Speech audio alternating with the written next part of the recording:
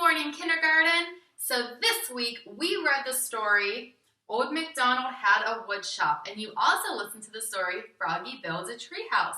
Our question this week says, what tools are needed to build things? What tools are needed to build things? Kindergarten, what are some of the tools that they used in Old MacDonald Had a Wood Shop? They used screwdrivers, they used hammers, drills, they used paintbrushes, they used all sorts of things, kindergarten. I have two new tools for us today from Mr. Jake's workbench. Our first one is a chisel. Do you remember in our story who used the chisel? Let's go back and check it out. I do believe, yes, it was the rooster. The rooster used the chisel. And it says a chip chip here and a chip chip there. So when you use a chisel, that means that you want to dig out a little groove in a piece of wood.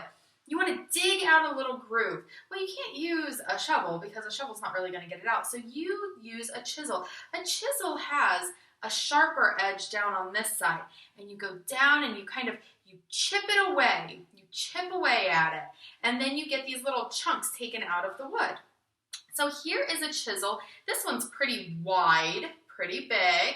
And then here's a little tiny chisel. Look how little that one is. So it looks like if you need to chisel something out of a big piece of wood, you'd probably use the bigger chisel. Or if you are using a little piece of wood, you're probably going to use the little chisel.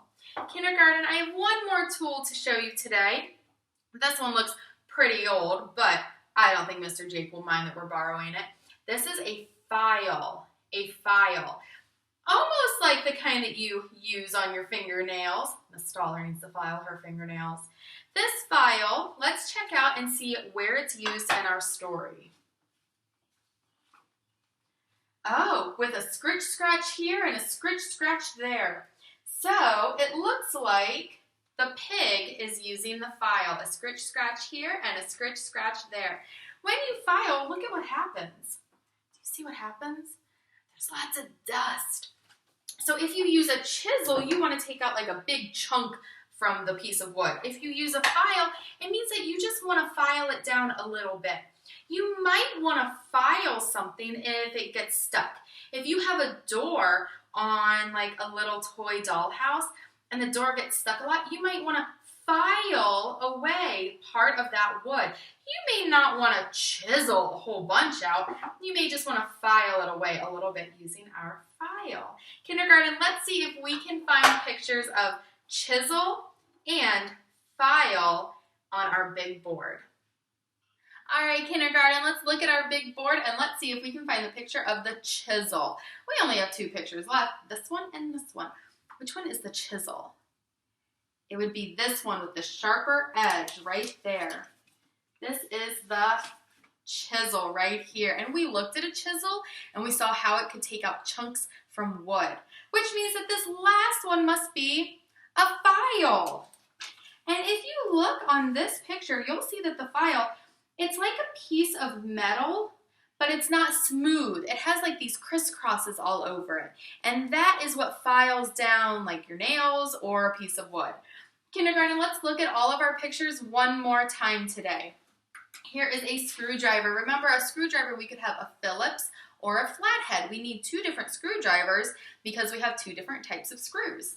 We have a hammer. A hammer is good for hammering in nails. And if we need to take a nail out, we use the part that looks like a fork and we go down and we dig it out that way. We have a saw, kindergarten. This is a hand saw. A saw could be used to cut wood. It could be used to cut down a tree. Today we have big ones called table saws. Here is a drill. Look at this old hand drill. Remember, I said you have to put your hand up on the handle. It looks like a doorknob. And then your other hand goes to this part and you go around and around and around and around. Well, today we have electric drills. We have power drills. So we don't have to get our arms so tired doing that. Could you imagine? Oh my goodness. And here's a chisel again, kindergarten. It can take out chunks of wood. And here's a file. It can file away smaller pieces of the wood. Kindergarten, this week in reading, we have been talking about characters. Characters are people or anything that acts like a person in a story. Let's read our new story today. You're going to make a movie in your mind, and you are going to have to envision. That means think about what each of these characters looks like in your mind. Get yourselves cozy. Here we go. The Elves and the Shoemaker, adapted by Amy Ehrlich. There was once a shoemaker who became poorer and poorer as the years went by. At last, he had leather enough only for one pair of shoes. In the evening, he cut out the pattern and then he went to sleep. The next morning, he took up a needle and thread, meaning to sew the shoes. But there they stood, neatly sewn and finished on his table. The shoemaker could not believe his eyes. Not a stitch was out of place, and the work was better than any he had ever seen. As he held the shoes, marveling at them, a customer entered the shop. He was so pleased with the shoes that he paid far more than the ordinary price. And the shoemaker was able to buy leather for 2 pairs more. He cut them out in the evening and the next morning prepared to begin work. But there was no need for it because the shoes had already been made and were as well stitched and handsome as the other pair. The first 2 customers who came into his shop bought them for a good price.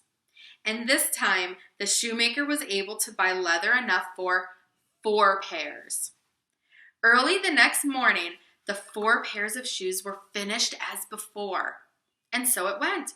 What the shoemaker cut out at night was finished in the morning, and the customers were never lacking. Soon the shoemaker became a wealthy man. Always he wondered about the skill of the work, and one evening he said to his wife, "How would it be if we were to sit up tonight to see who has been helping us these many months?" She agreed at once, and so they did not go to bed, but lit a candle and hid themselves in a corner of the room. Just at midnight, 2 tiny little men came and sat down at the shoemaker's table. They immediately began to work. They stitched and hammered and sewed so neatly and quickly that the shoemaker was amazed. As soon as everything was finished and stood upon the table, they ran quickly away. "The little men have made us rich, and I think we ought to thank them," said the shoemaker's wife in the morning. "I shall sew them tiny shirts and pants and coats and knit them caps and socks. You must make them each a pair of shoes." The shoemaker and his wife worked hard all day and had everything ready by evening. Then they hid themselves to see how the little men would receive their presents. At midnight, the 2 came back into the room and sat down at the table. But instead of leather cut out and waiting, they found the wonderful little clothes. First, the little men were surprised. And then they were delighted. They put on the shirts and pants, the coats and socks and caps, and they buckled the tiny shoes upon their feet. When they were done, they ran their hands up and down the pretty clothes and admired each other, singing, "Now that we're boys so fine and neat, why cobble more for others' feet?" They hopped and danced about the shoemaker's shop, leaping over chairs and tables and then out the door. From this night on, the 2 little men came back no more. But the shoemaker continued to do well as long as he lived and had good luck in all he attempted. Kindergarten, I like that story because that shows that when someone does something nice for us, even if it's a surprise, even if we don't ask them to do something nice for us, we can always do something nice for them in return. You have a job today, Kindergarten. Your job is to use this worksheet, and you need to put your first and last name at the top, and then you need to color the pictures that show the characters from the story we just read. Now let's talk about that coloring. I know that you can do a great job coloring kindergarten. I know you can. We have been in kindergarten for such a long time. You can do a great job. Remember, we use real colors. Real colors. So think about skin color. It could be brown or peach. Those are all different skin colors. Think about hair color. Think about clothes.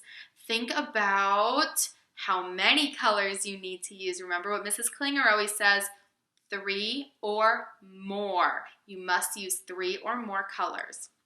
So you are going to color the characters from the story we just read called The Elves and the Shoemaker. Let's look at the characters and let's think to ourselves if we heard about that character in the story. Here we go. Here are some elves. Did we have some elves in the story, The Elves and the Shoemaker? Here's a rabbit. Did we have a rabbit in this story? Here's a bear. Did we have a bear in the story? Here's a shoemaker. Did we have a shoemaker in the story? Here's the shoemaker's wife. Was the shoemaker's wife in the story? And here's a little girl. Was there a little girl in the story? So kindergarten, we have elves, a rabbit, a bear, a shoemaker, the shoemaker's wife, and a little girl. Color only the pictures of the characters from our story. And I will see you when you're all done.